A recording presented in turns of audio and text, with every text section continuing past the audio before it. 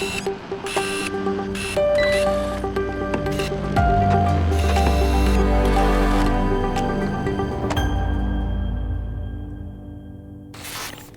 there. This is Leonard Chamberlin with another episode of DirectConnect.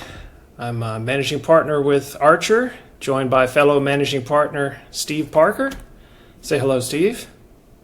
Hello, Steve. And newest team member to Archer, my good friend and former colleague at the Federal Energy Regulatory Commission, Mr. Barry Kuehnle. Welcome, Barry. Thank you. Pleasure to be here. Today's topic is the recently approved NERC CIP-015-1. So, much heralded after many years, we finally have a new numbered CIP standard, CIP-15, Internal Network Security Monitoring. So, thank you to the Commission, thank you to the drafting team, thank you to industry. We're excited to have a new set of standards to help ensure the reliability of the bulk electric system. So, essentially, FERC ordered this a number of years ago. When was that? 2023, maybe? Yes. So, in the realm of standards development, pretty good turnaround as far as when it was originally ordered and when we're receiving it. Of course, we've got a number of years in the implementation time frame, so as is kind of par for the course with NERC CIP, by the time the standard is enforceable, it will be many, many years after it was originally ordered. Before we get into some specific parts of the standard, I'm just curious, Barry, Steve, if y'all have anything you want to say on the front end about CIP-15? Yeah, well, to echo your comments, Leonard, the development process was relatively quick compared to others we've seen. The implementation timeline is, to be honest, a bit disappointingly long, but I think you do have to recognize that there's potentially a lot of work that's going to go into this. So I don't think it's unreasonable. Just seems certainly amongst the longer. I think the CIP version 5, version 6 transition was probably about the same, maybe slightly under 3 years, all said and done, and that involved a very heavy lift on a number of new requirements. So there should definitely be enough time to get this done. I think we're looking at 3 years for control centers and an additional 2 for the field. So we're at 2030. We'll be in a whole new decade before we get this implemented and enforceable. It'll still be less time than it took for virtualization, though, which is still not approved. So we'll see. So yeah, that's my initial thoughts. I'm looking forward to hearing Barry's thoughts, and we'll dive into some of the details here and talk about how we're going to get it done. Yeah. Thank you, gentlemen. Yeah, so I'll take over. So I was actually the person at FERC that started this whole thing about 5 years ago, maybe 6 years ago now, asking the Commission to create an order for internal network security monitoring, because I saw that there was a gap that existed, as well as a number of folks in industry and at the Commission as well. So fortunately, I feel it was an order that passed, and I think well needed, because it's keeping at par with the rest of the industry as far as internal network security monitoring. It was almost a given, where if you're deploying a security controls, you're going to be monitoring inside of your network, not just the perimeter, which was the case prior to this order being filed. So I want to talk a little bit about the timeline as well, and I'd like to get your folks' thought on that also. And I know you talked about it, Steve, and a little bit Leonard. So we have 3 years for the control centers, for that's high and medium with ERC only, and it's all high. So if it has ERC or if it doesn't have ERC, it doesn't matter. And to be honest, I can't recall seeing a control center without ERC, but we don't know if they do exist, right? So it's all control centers for high. Medium control centers with ERC only, and then as Steve pointed out, out in the field, you have an additional 2 years, so that's 2030. But the original order called out the SIP network environment, which there was a lot of confusion about that in the standard drafting team when that first standard was drafted, that CIP-015-1, and they ended up leaving out ECMs and PACs. And that's why the second order, 907, was filed recently, where it actually added ECMs and PACs to that environment now as well. So the timeline that was discussed, the 3 years and 5 years, is for the current CIP-015-1, and there is another year that NERC has to modify the standard to implement ECMs and PACs. What ECMs and PACs addition actually does it end up looking like? It's unclear yet, because I'm sure that the standard drafting team is going to debate how that works and what aspects exist in that environment. But we do know that there will be some component of ECMs and PACs that must be included for CIP-15-2 when it finally comes out. And I'm not sure what that timeline will be, how that's going to work once that is filed. Any thoughts, gentlemen? Well, you would think it shouldn't take that long. You just add ECMs and PACs to the requirement language and you're done. But no, I'm sure there will be some other jockeying of verbiage that needs to occur. No, I agree with you. I think that certainly an oversight on the part of the drafting team to exclude those. I mean, certainly an integral part of the network.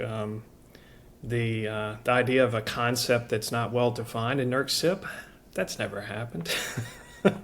There's several things in here. Anomalous is one that comes to mind, and is something that could be the subject of many future heated debates at audit time, because not a NERC defined term. I think FERC was very clear in its original order what it considered to be activity that needed to be monitored, and then anomalous traffic is what was introduced in the standard. I believe the implementation guidance makes it clear what the standard drafting team's intent is behind that verbiage, but as some of us know all too well, implementation guidance is not enforceable. So until it's in the NERC glossary of terms or in the requirement language itself, it's, I don't know, be careful what you hang your hat on. Go ahead, Steve. Well, I have a thought on that, Leonard, on the SIP networked environment. One thing that comes to mind is the challenge in defining that is that ECMs and PACs currently are not required to be in a electronic security perimeter or any other defined network environment. In a sense, I could see, if I was at the utility, I would probably say, you know what, we are going to define a protected network, a defined network zone, and we're going to protect it, and we're going to put our ECMs and our PACs in there, and that's going to define the boundary that we need to do our monitoring for. Of course, they're not required to be in an ESP because of the Hall of Mirror effect that has been talked about, where under previous versions, it was not clear whether a firewall as an ECMS needed to be in an ESP itself, which meant you had to have another firewall, which would have been an ESP, and that Hall of Mirrors effect where you get an infinite loop. But on the other hand, having ECMs and PACs just sitting out on an unprotected corporate network isn't necessarily the best situation. So I'm interested in your thoughts, Barry and Leonard, whether this might actually either directly in the next version of the standards or indirectly through implementation approaches result in those devices now going into a protected zone of some sort. So we can isolate them and identify what we need to monitor. No, that's a really interesting point there, Steve. As you mentioned, while ECMs and PACs can be protected within an ESP, they're not required to be explicitly like BES cyber systems and PCAs. Presumably, they're being protected to similar standards wherever they live, but it would be very interesting to see if the interpretation of this SIP networked environment kind of supersedes our previous approaches as far as these types of devices. With Order 907, FERC defined or expanded what that definition of SIP network environment means.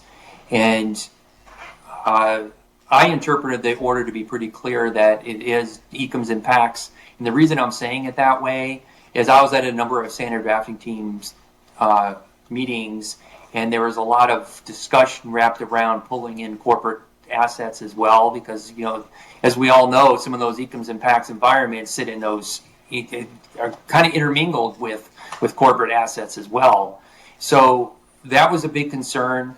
The way I read the order, there shouldn't really be a concern. There should be a way to be able to segment out that traffic to make sure that it's only including assets that fall under the CIP reliability standards. And it gives the entity a lot of latitude on how to determine where they want to put those sensors and how they put those sensors in order to get the coverage necessary in order to meet a good cybersecurity control. And I'm going to springboard off of what I just said there, is the CIP standard, CIP-15, doesn't come out and say you need to have 7 sensors or you need to have 1 sensor on every single switch or something along those lines.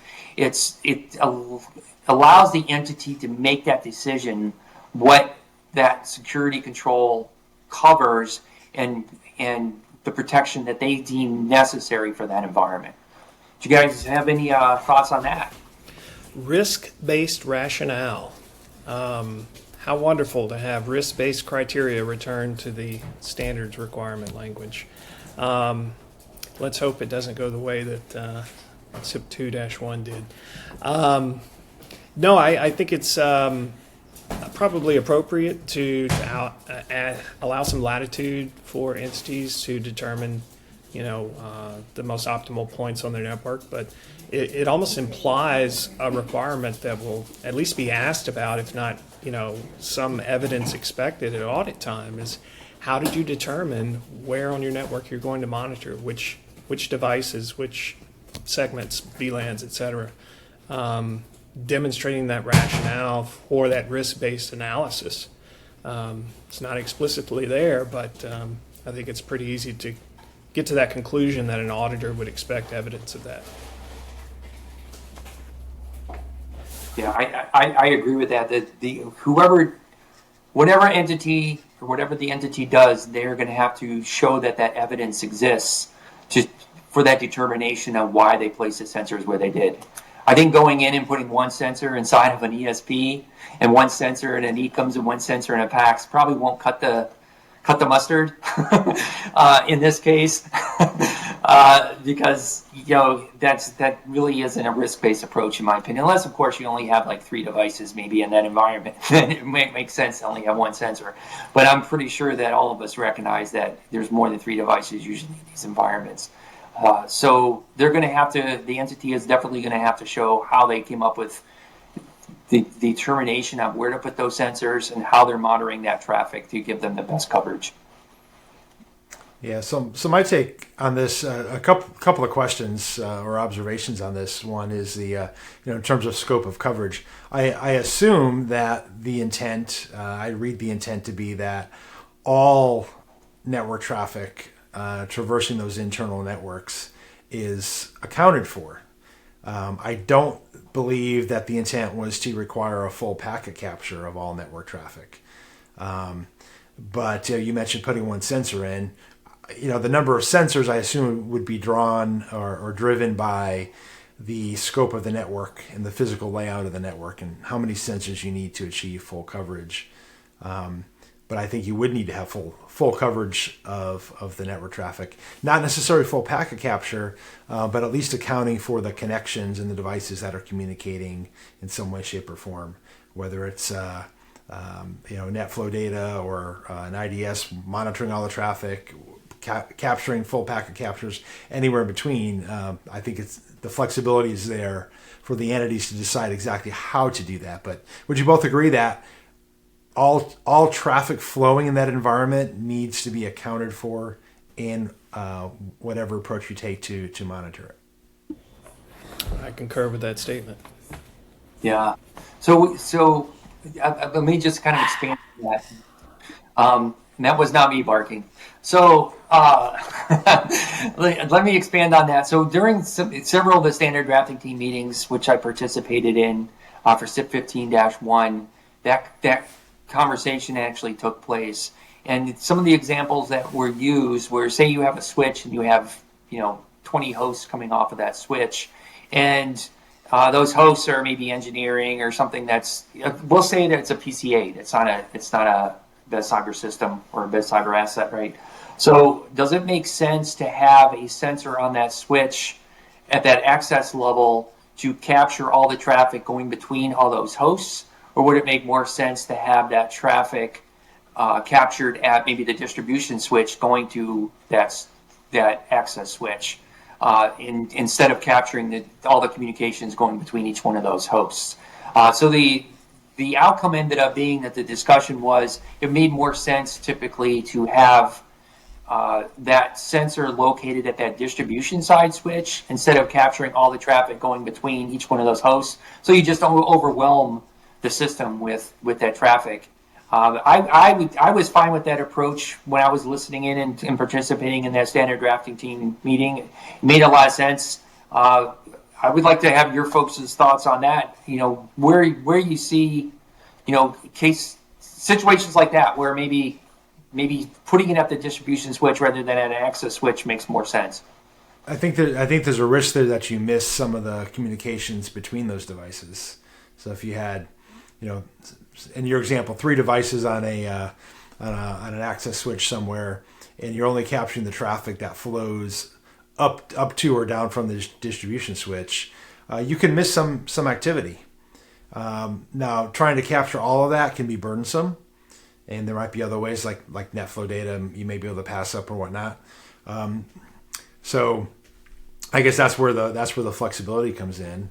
And back to my comments on should all traffic be accounted for, maybe in some situations it's not really feasible or practical to account for every packet, but I don't think you can completely ignore the communications between those devices because that is an internal network that should be monitored. So maybe that's something for implementation guidance down the road to figure out what is actually practical when we start deploying this. Yeah, I think part of it goes back to, what are you trying to defend against? If it's, that pivot point to compromise, potentially higher value targets upstream, then the distribution switch scenario makes more sense. If it's, the trying to capture, phone home type communications, then, again, distribution. But as y'all are pointing out, that isn't a full, holistic capture of that local device-to-device potential communication path. Yeah, and the order doesn't specifically state, to your point earlier, Steve, when you're saying about full packet capture or net flows or just maybe the metadata going across it. The order never said you shall capture, unless I missed it.